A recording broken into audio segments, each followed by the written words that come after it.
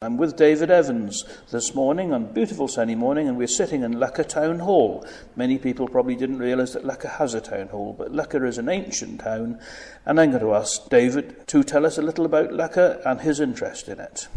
Yes, boroughs were granted charters from the Norman lords at first, and later from the king.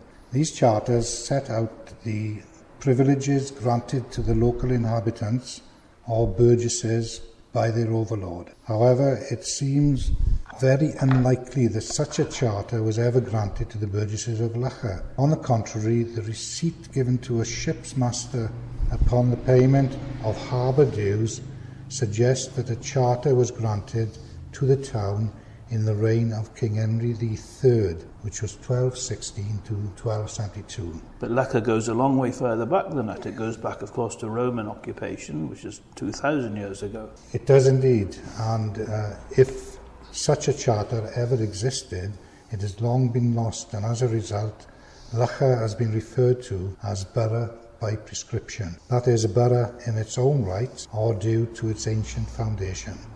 One of the earliest references to the Ville or town of Loughor being a borough was the granted of one bargeage to the Order of St. John of Jerusalem about 1165 AD by Henry de Newburgh, second son of Henry, 1st Earl of Warwick. This property was in all probability the sanctuary, which has played such a prominent part in the history of Loughor throughout the centuries. The boundary of the manor and borough of Loughor was one of the same. It began at the ferry opposite the church, ran along the middle of the river to the south of Island Pill near Gwynfaine, and then turned eastward to Pentrybach, and thence in a southeasterly direction to Tafon y Piod, located where Cameron Place is today, to follow an easterly course then marked by 3 large grey stones. One of these stones is still in existence, and it's in the car park of the Kingsbridge Hotel in Kingsbridge. Well, that's something to see. Yes, yes. The eastern boundary was formed by the River Llew, past Kingsbridge, whilst the southern boundary followed the old course of the River Llan, which has since been altered, but then it ran under the old Pontycob Bridge. It was altered when the steelworks, the Elba Steelworks in Gowerton was built, and the course then was diverted to its present-day course. The eastern boundary is formed by the River Llew past Kingsbridge, whilst the southern boundary followed the old course of the River Llan, known in those days as Llwytha, past Pontycob, turning westwards, later along Sluice Pill to enter the River Loughor once more. The inhabitants of the borough were allowed to rule themselves, but were always responsible to the lord of the manor. The chief officer was the Port Reeve, who was elected at Michaelmas sitting of the Court Leet. A Port Reeve is a mayor who has additional responsibilities for the docks and the ships which come in and out of the then port of Loughor. He only devoted part of his time to the task of looking after the affairs of the borough, for which he was paid sums varying from £10 to £20 per annum.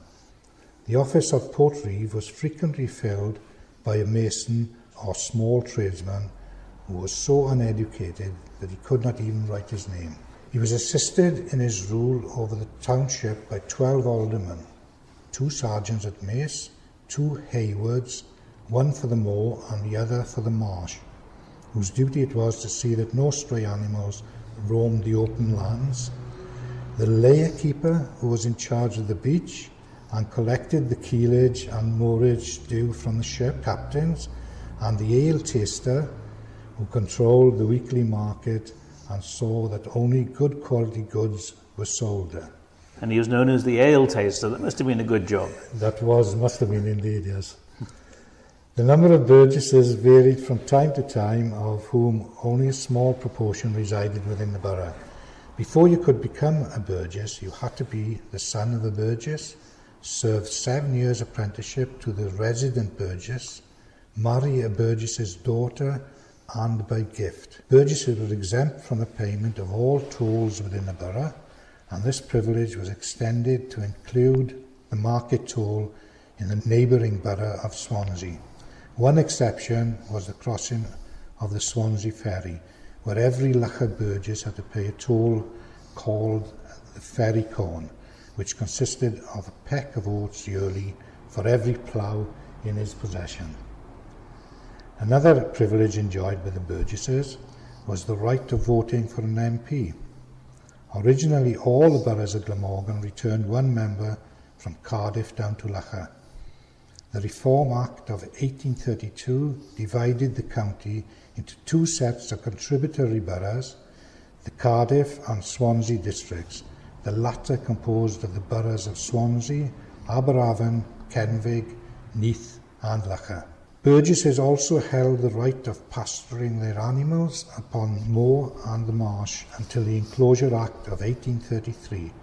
With the closure of the common lands, each alderman was granted 4 acres apiece, each burgess 2 acres apiece at a rental of 10p and an acre, provided they enclosed their allotments. The resident burgesses could still pasture their animals upon what remained of the marsh. One small portion of the moor in the middle of the borough, opposite the Globe Inn, was to be used for the holding of fairs held twice yearly on April the 13th and November the 24th, and for the recreation of the people.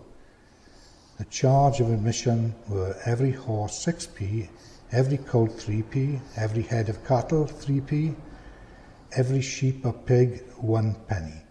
Every standing for the sale of beer or goods 1 penny, and every sideshow 1 shilling. That area of land is still in existence. It's called the Globe Field. Originally it was called Caer Fair, which means fairground. And you've got a huge collection of documents in written matter. Yes. There are also an extremely large collection of documents. I've got copies of some of them, but the originals at the moment are in the archives, West Glamorgan archives. Anybody is welcome to see those documents. If they do approach the Secretary of the Town Trust for a letter, they could then go into Swansea and view the documents. We've also have archives, not just archives, but we've got chattels which remain from the old borough, such as the maces, 2 maces and halberds. These are presently, they're on permanent loan to the Loughor Town Council, and the halberds can be seen in the rear room of the Welfare Hall. Yes, I've seen those, and the Welfare Hall is a very well-used building opposite the Globe Field, and there's an awful lot of things go on there. That's right. The maces are actually brought out on functions, on full council meetings, and they would be on display then whilst the meeting is convened. Yes, of course. You told me something very interesting which will surprise a great number of people, that in all probability St Patrick of Ireland was born in Loughor. So perhaps you could enlarge on that, and it would interest many Irish people, I'm sure. Yes, if I could refer to an old application for conversion into an urban area. This was the application for the old Loughor Town Council, the old Loughor Urban District Council, rather, which eventually became the Loughor Urban District Council. And it was a report by Mr. Edward Harris, who was the clerk to the council.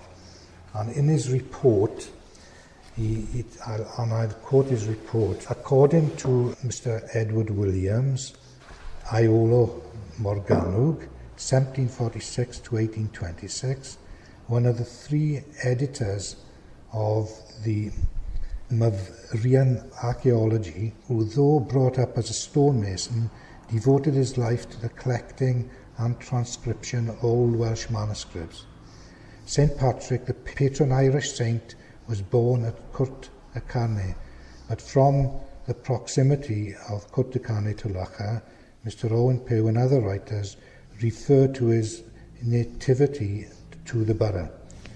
Be this correct or not, it is interesting to know that all the old Welsh writers seemed to agree that St Patrick was a Welshman who was born in Gower.